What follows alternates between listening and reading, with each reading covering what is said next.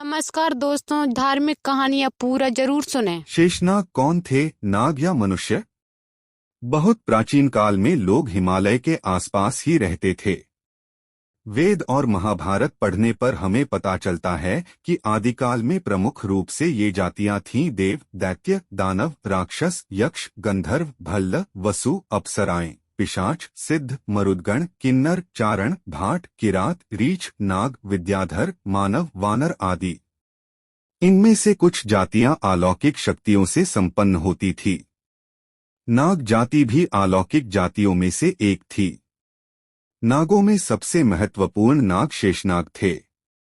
शेषनाग क्या हजार फन वाले सांप थे या कि मनुष्य, यह शोध का विषय हो सकता है।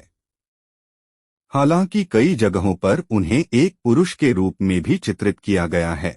यह भी कहते हैं कि उनके मुख्यतः 1000 भाई थे। यह भी कहते हैं कि वे अपनी इच्छा से नाग का रूप धारण करने की क्षमता रखते थे। कौन थे शेषनाग?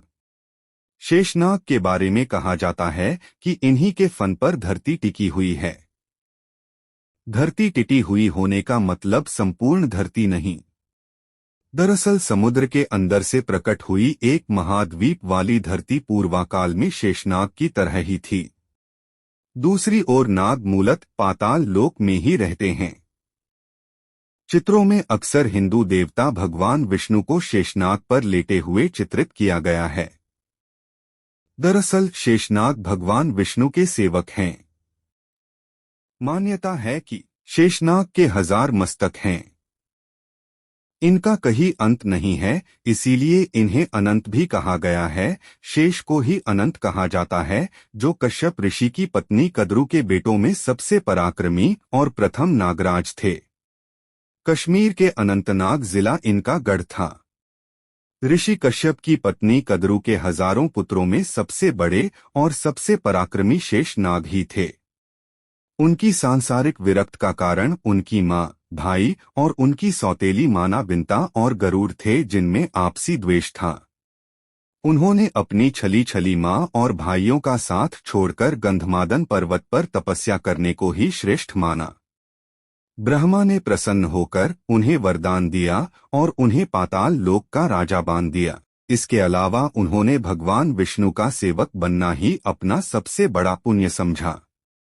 शेषनाग के पृथ्वी के नीचे जाते ही अर्थात जल लोक में जाते ही उनके स्थान पर उनके छोटे भाई वासुकी का राज्य तिलक कर दिया गया। विस्तार से सुने, नाग जाति के लोगों को वैसे पाताल का वासी माना जाता है।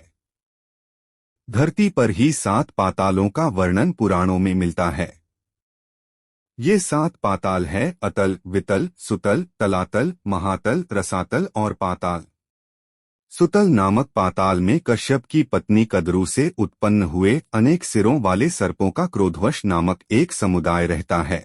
उनमें कहुक, तक्षक, कालिया और सुषेण आदि प्रधान नाग हैं। कद्रु जो प्रजापति दक्ष की कन्या हैं तथा कश्यप मुनि की पत्नी से संपूर्ण नाग जाति का जन्म हुआ है, इसीलिए उन्हें नाग माता के नाम से जाना जाता है।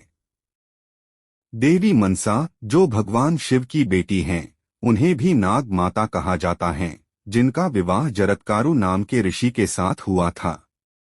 एक समय राजा जन्मेजय द्वारा अपने पिता के नाग दंश से मृत्यु हो जाने पर नागों को भस्म कर देने वाला नाग यज्ञ हुआ। परिणामस्वरूप सभी नाग यज्ञ में गिरकर भस्म होने लगे। तदनंतर देवी मनसा के पुत्र आस्तिक द्वारा ऐसा उपाय किया गया जिससे नाग यज्ञ बंद हुआ और सभी नागों की रक्षा हुई। तभी से देवी मनसा भी नाग माता के नाम से विख्यात हैं। नाग प्रजाति के मुख्य 12 नाग हैं, जिनके नाम इस प्रकार हैं: 1 अनंत, 2 कुलिक, 3 वासुकी, 4 शंकुफला, 5 पद्म, 6 महापद्म, 7 तक्षक, 8 करकोटक, 9 शंखचूड़, 10 घातक, 11 विषधान, 12 शेषनाग।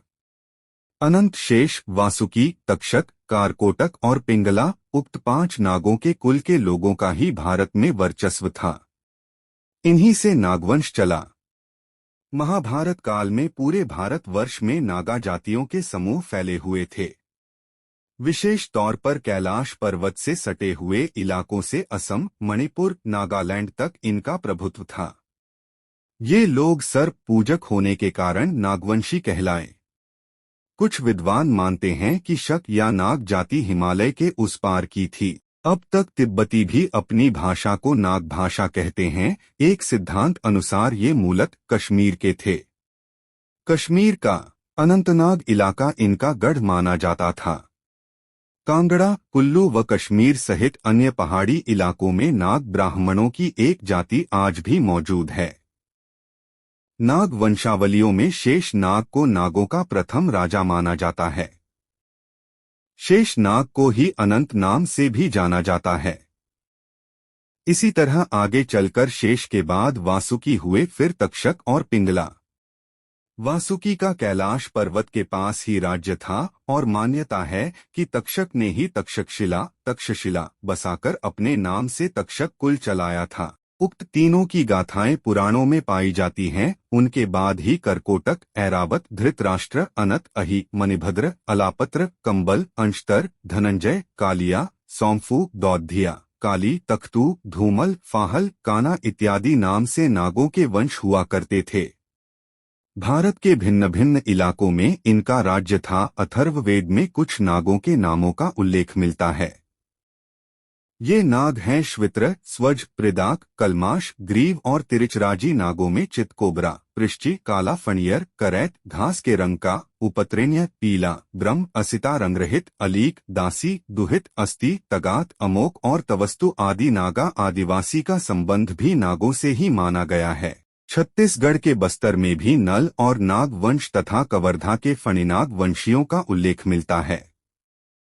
पुराणों में मध्य प्रदेश के विदिशा पर शासन करने वाले नाग वंशीय राजाओं में शेष, भोगिंग, सदाचंद्र, धनधर्मा, भूतनंदी, शिशुनंदी या यशनंदी आदि का उल्लेख मिलता है। पुराणों अनुसार एक समय ऐसा था जबकि नागा समुदाय पूरे भारत, पाक, बांग्लादेश सहित के शासक थे। उस दौरान उन्होंने भारत के बाहर भी कई स्थानों पर अपनी विजय पताकाएं फहराई थीं। तक्षक, तनक और तुष्ट नागाओं के राजवंशों की लंबी परंपरा रही है। इन नाग वंशियों में ब्राह्मण, क्षत्रिय आदि सभी समुदाय और प्रांत के लोग थे। शहर और गांव नागवंशियों ने भारत के कई हिस्सों पर राज किया था। इसी कारण भारत के कई शहर और गांव नाग शब्द पर आधारित हैं। मान्यता है कि महाराष्ट्र का नागपुर शहर सर्वप्रथम नागवंशियों ने ही बसाया था। वहां की नदी का नाम नाग नदी भी नागवंशियों के कारण ही पड़ा। नागपुर के पास ही प्राचीन नागरधन नामक एक महत्वपूर्ण प्रागैतिहासिक नगर है। महार जाति के आधार पर ही महाराष्ट्र से महाराष्ट्र हो गया। महार जाति भी नागवंशियों की ही एक जाति थी। इसके अलावा हिंदी भाषी राज्यों में नागदाह नामक कई शहर और गांव मिल जाएंगे। उक्त स्थान से भी नागों के संबंध में कई किंवदंतियां जुड़ी हुई हैं।